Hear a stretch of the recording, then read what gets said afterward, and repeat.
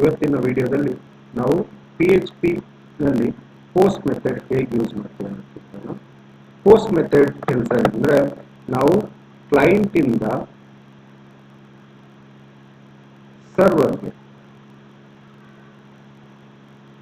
ಸರ್ವರ್ಗೆ data transfer ಮಾಡಲಿಕ್ಕೆ ನಾವು get method ನ ಯೂಸ್ ಮಾಡ್ತೀವಿ. ಅದೇ ರೀತಿ ಪೋಸ್ಟ್ ಮೆಥಡ್ ಕೂಡ ಯೂಸ್ ಮಾಡ್ತೀವಿ. ಅದೇ ರೀತಿ ಸರ್ವರ್ ಇಂದ ಕ್ಲೈಂಟ್ಗೆ ಡೇಟಾನ ರಿಟ್ರೀವ್ ಮಾಡ್ಕೊಳ್ಳಿಕ್ಕೆ ನಾವು ಗೆಟ್ ಅಥವಾ ಪೋಸ್ಟ್ ಮೆಥಡ್ ಯೂಸ್ ಮಾಡ್ತೀವಿ. ಗೆಟ್ ಮೆಥಡ್ ಅಲ್ಲಿ ಏನಾಗುತ್ತೆ ಅಂದ್ರೆ ಸೆನ್ಸಿಟಿವ್ ಡೇಟಾನ ನಾವು ಪಾಸ್ ಮಾಡ್ಲಿಕ್ಕಾಗಲ್ಲ, ಅದಕ್ಕೋಸ್ಕರ ನಾವು ಯೂಸ್ ಮಾಡ್ತೀವಿ ಪೋಸ್ಟ್ ಮೆಥಡ್ ನ ಯೂಸ್ ಮಾಡ್ತಾ ಹೋಗ್ತಿರ್ತೀವಿ. ಯಾಕಂದ್ರೆ ಇಲ್ಲಿ ಲಾರ್ಜ್ ಅಮೌಂಟ್ ಆಫ್ ಡೇಟಾನ ನಾವು ಕ್ಲೈಂಟ್ ಇಂದ ಸರ್ವರ್ಗೆ, ಸರ್ವರ್ ಇಂದ ಕ್ಲೈಂಟ್ಗೆ ಡೇಟಾನ ನಾವು ಟ್ರಾನ್ಸ್ಫರ್ ಮಾಡ್ತಾ ಹೋಗ್ಬೋದು. ಹಾಗೇನೆ ಸೆನ್ಸಿಟಿವ್ ಇನ್ಫಾರ್ಮೇಶನ್ ನ ಹೈಡ್ ಮಾಡ್ತಾ ಹೋಗುತ್ತೆ. ಹೇಗೆ ಅಂದ್ರೆ URL ಅಲ್ಲಿ ಗೆಟ್ ಮೆಥಡ್ ಆಲ್ರೆಡಿ ನೋಡಿದೀವಿ. URL ಅಲ್ಲಿ ನೀವು ಏನ್ ವ್ಯಾಲ್ಯೂನ ಪಾಸ್ ಮಾಡಿರ್ತೀರ ಆ ವ್ಯಾಲ್ಯೂ ಎಲ್ಲನೂ ಕೂಡ URL ಅಲ್ಲಿ ಡಿಸ್ಪ್ಲೇ ಆಗ್ತಿರುತ್ತೆ. ಬಟ್ ಅದೇ ನಿಮ್ಮ ಪೋಸ್ಟ್ ಮೆಥಡ್ ಅಲ್ಲಿ ನೀವು ಏನ್ ಯೂಸ್ ಮಾಡಿರ್ತೀರಾ, ಡೇಟಾ ಏನ್ ಸೆಂಡ್ ಮಾಡಿರ್ತೀರಾ ಆ ಡೇಟಾನ ಯಾವುದೇ ಕಾರಣಕ್ಕೂ ಕೂಡ URL ಅಲ್ಲಿ ವಿಸಿಬಲ್ ಮಾಡಲ್ಲ. ಹಾಗಾಗಿ ಗೆಟ್ ಗಿಂತ ಪೋಸ್ಟ್ ಮೆಥಡ್ ನ ನಾವು ಮೇಜರ್ ಆಗಿ ಪ್ರತಿಯೊಂದು ಅಪ್ಲಿಕೇಶನ್ ಡೆವಲಪ್ಮೆಂಟ್ ಅಲ್ಲಿ ನಾವು ಯೂಸ್ ಮಾಡ್ತಾ ಹೋಗ್ತಿರ್ತೀವಿ. ಹಾಗೇನೆ ಇದು ಲಾರ್ಜ್ ಡೇಟಾ ಹ್ಯಾಂಡ್ಲಿಂಗ್ ಪ್ರೊಸೆಸ್ ಕೂಡ ಯೂಸ್ ಮಾಡ್ತಾ ಹೋಗ್ತೀವಿ.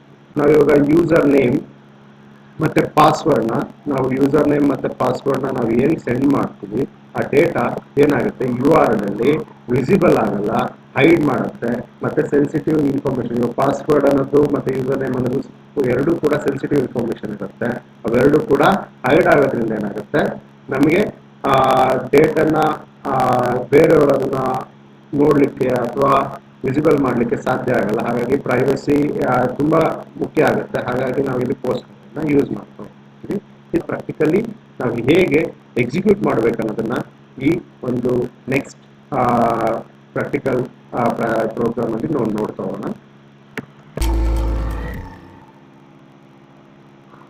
ಫಸ್ಟ್ ನಾವು ಒಂದು ಎಡಿಟರ್ ಓಪನ್ ಮಾಡ್ತೀವಿ. ನಾನು ಇಲ್ಲಿ ಸಬ್ಲೈಮ್ ಎಡಿಟರ್ನ ತಗೊಳ್ತಾ ಇದ್ದೀನಿ. ಇದರಲ್ಲಿ ನಾನು ಈ ಹೊಸ ಫೈಲ್ನ ತಗೊಂಡು ಅದನ್ನ ನಾವು ಎಲ್ಲಿ ಝಾಂಪ್ ಇನ್ಸ್ಟಾಲ್ ಆಗಿರುತ್ತೆ ಆ C ಡ್ರೈವ್ ಅಲ್ಲಿ ಝಾಂಪ್ ಫೋಲ್ಡರ್ ಅಲ್ಲಿ ನಾವು HDocs ಅಲ್ಲಿ ಒಂದು ಫೋಲ್ಡರ್ ಕ್ರಿಯೇಟ್ ಮಾಡ್ಕೋಣ.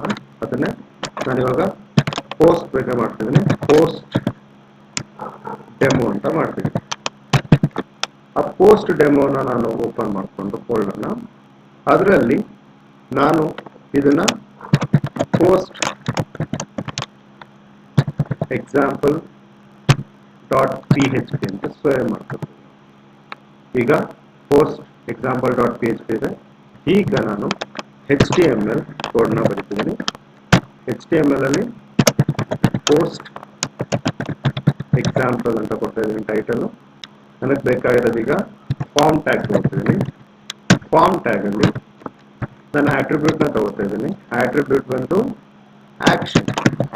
ಇವಾಗ ನಾನು ಸಬ್ಮಿಟ್ ಬಟನ್ ಕ್ಲಿಕ್ ಮಾಡಿದಾಗ ಯಾವ ಪೇಜ್ ಓಪನ್ ಆಗಬೇಕು ಅನ್ನೋದಕ್ಕೆ ನಾನಿಲ್ಲಿ action.php ಅನ್ನೋ ಒಂದು ಫೈಲ್ನ ಕ್ರಿಯೇಟ್ ಮಾಡ್ತೀನಿ. ಮತ್ತೆ ಮೆಥಡ್ ನೇಮ್ ಕೊಡ್ತಾ ಇದ್ದೀನಿ ಪೋಸ್ಟ್. ಆ ಫಾರ್ಮ್ ಟ್ಯಾಗ್ ಒಳಗಡೆ ನಾವಿವಾಗ ಒಂದು ಲೇಬಲ್ನ ತಗೋತಿದ್ದೀನಿ. ಲೇಬಲ್ಗೆ ಯೂಸರ್ ನೇಮ್ ಮತ್ತೆ ಅದಕ್ಕೊಂದು ಪಕ್ಕದಲ್ಲಿ ಇನ್ಪುಟ್ ಟೆಕ್ಸ್ಟ್ ಬೇಕಿದೆ, ಇನ್ಪುಟ್ ಟೈಪ್ ಟೆಕ್ಸ್ಟ್ ತಗೋತಾ ಇದ್ದೀನಿ. ಮತ್ತೆ ಅದಕ್ಕೆ ನೇಮ್ ಯೂಸರ್ ನೇಮ್ ಅಂತ ಕೊಡ್ತೇವೆ ಪ್ಯಾರಾಮೀಟರ್. ಅದೇ ರೀತಿ ಇನ್ನೊಂದು ಟೆಕ್ಸ್ಟ್ ಬಾಕ್ಸ್ ಇನ್ನೊಂದು ಲೇಬಲ್ ತಗೋತಾ ಇದ್ದೀನಿ. ಅದಕ್ಕೆ ಪಾಸ್ವರ್ಡ್ ಅಂತ ಕೊಡ್ತಾ ಇದ್ದೀನಿ. ನೆಕ್ಸ್ಟ್ ಅದನ್ನ ಇನ್ಪುಟ್ ಮಾಡ್ಕೊಳ್ಳಿಕ್ಕೆ ಇನ್ಪುಟ್ ಟೈಪ್ ಪಾಸ್ವರ್ಡ್ ನ ತಗೋತೀನಿ. ನೆಕ್ಸ್ಟ್ ಅದಕ್ಕೆ ಪ್ಯಾರಾಮೀಟರ್ ನೇಮು PSW ಅಂತ ಕೊಡ್ತೇನೆ ಅಥವಾ ಪಾಸ್ವರ್ಡ್ ಅಂತಾನೆ ಕೊಡಿ ನಿಮ್ಗೆ ಇಷ್ಟ. ನೆಕ್ಸ್ಟ್ ಅದ್ರ ಕೆಳಗಡೆ ಒಂದು ಇನ್ಪುಟ್ ತಗೋತಿದ್ದೀನಿ. ಇನ್ಪುಟ್ ಬಟನ್ ಸಬ್ಮಿಟ್ ತಗೋತಿದ್ದೀನಿ. ಮತ್ತೆ ಅದಕ್ಕೆ ನೇಮ್ನ ಸಬ್ಮಿಟ್ ಅಂತ ಕೊಡ್ತೀನಿ. ಸಬ್ಮಿಟ್. ಸೊ ಈಗ ನಾವು ಇದನ್ನ ರನ್ ಮಾಡಬೇಕಂದ್ರೆ ನಿಮ್ಮ XAMPP ಸರ್ವರ್ನ ರನ್ ಮಾಡ್ಕೊಳ್ಳಿ. ಸೊ ಈಗ ರನ್ ಮಾಡಿದಾಗ ಅಪಾಚಿನ ಸ್ಟಾರ್ಟ್ ಮಾಡ್ತಿದ್ದೀನಿ. ಅದಾದ್ಮೇಲೆ ನಿಮ್ಮ ಬ್ರೌಸರ್ಸ್ ಯಾವುದಿದೆ ಅದನ್ನ ಓಪನ್ ಮಾಡ್ಕೊಳ್ಳಿ. ಬ್ರೌಸರಲ್ಲಿ ಲೋಕಲ್ ಹೋಸ್ಟ್, ಈಗ ನಾವು ಕೊಟ್ಟಿರುವಂಥದ್ದು ಯಾವುದಿದೆ, ಪೋಸ್ಟ್ ಡೆಮೋ ಫೋಲ್ಡರ್. ಪೋಸ್ಟ್ ಡೆಮೋದಲ್ಲಿ ಇಲ್ಲಿ ನಿಮ್ಮ ಈ ಕ್ರಿಯೇಟ್ ಮಾಡಿರೋ ಪೋಸ್ಟ್ ಎಕ್ಸಾಂಪಲ್ ಫೈಲ್ ಲೊಕೇಟ್ ಇದೆ. ಅದನ್ನ ಕ್ಲಿಕ್ ಮಾಡಿದ್ರೆ ಈಗ ನಾವು ಯೂಸರ್ ನೇಮ್ಗೆ ಒಂದು ವ್ಯಾಲ್ಯೂ ಬೇಕಿದೆ, ಮತ್ತೆ ಪಾಸ್ವರ್ಡ್ ಒಂದು ವ್ಯಾಲ್ಯೂ ಗೊತ್ತಿದೆ.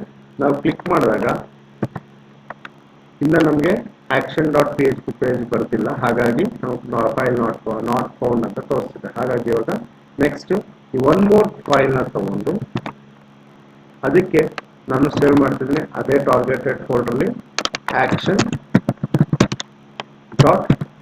ಅಂತ ಕೊಡ್ತೇನೆ. ಈಗ ಇದಕ್ಕೆ PHP ಕೋಡ್ ಬರೋಣ.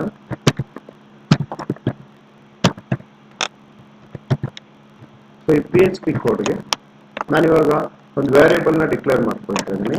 ಏನಂತ, ಯೂಸರ್ ನೇಮ್ನ ಆಕ್ಸೆಸ್ ಮಾಡಲಿಕ್ಕೆ ಯೂಸರ್ ನೇಮ್ ಅಂತ ಒಂದು ವೇರಿಯೇಬಲ್ ಡಿಕ್ಲೇರ್ ಮಾಡ್ತೀನಿ. ಅದಕ್ಕೆ ನಾನು ಸೂಪರ್ ಗ್ಲೂ ಅರೇ ಪೋಸ್ಟ್ನ ಕಾಲ್ ಮಾಡಿ ಅದರಲ್ಲಿ ವೇರಿಯೇಬಲ್ ನೇಮ್ ಈ ಫೈಲಲ್ಲಿ ಅಂದ್ರೆ ಪ್ರೀವಿಯಸ್ ಫೈಲಲ್ಲಿ ಏನು ಬರ್ತಿದ್ವಿ user name parameter name same ನೇಮ್ನ ನಾವು ಇದರಲ್ಲಿ ವೇರಿಯೇಬಲ್ ನೇಮಲ್ಲಿ ಅಸೈನ್ ಮಾಡ್ತೀವಿ. ಸೊ ಈಗ ಈ through super global array post method ಇಂದ ನಾವೇನ್ ಮಾಡ್ತಿದ್ವಿ, ಈ ಯೂಸರ್ ನೇಮ್ನ ಈ ಒಂದು ವೇರಿಯೇಬಲ್ಗೆ ಅಸೈನ್ ಮಾಡ್ತಿದ್ವಿ. ಸೇಮ್ ಅದೇ ರೀತಿ ಪಾಸ್ವರ್ಡ್